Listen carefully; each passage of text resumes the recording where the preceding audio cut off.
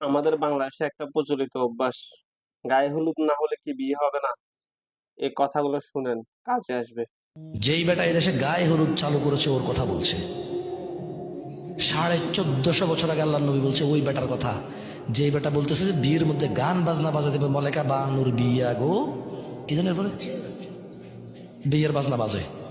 হুম, যেই বেটা বিয়ের মধ্যে চিন্তা করছে যে এরকম একটা জিনিস বাজানো দরকার, ওই বেটার কথা বলছে।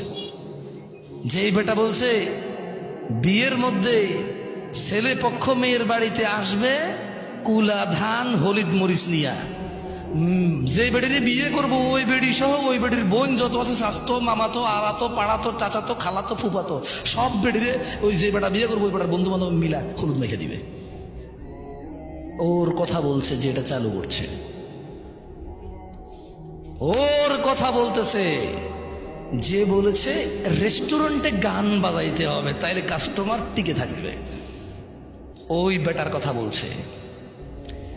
যে বেটা বলেছে মুসলমানদের ঈদ, মুসলমানদের রোজা, মুসলমানদের আনন্দ, মুসলমানদের ত্যাগ তিতিক্ষার মাসে মুসলমানদেরকে জামা কাপড় কিনে দেওয়া, মানে জামা কাপড় বেচার ফোন দিতে সুপার শপ শোরুম খুলবে, বড় বড় শোরুম খুলে ওখানে গান বাজায় দেবে ইংরেজি আর কাপড় চোপড় বেচবে।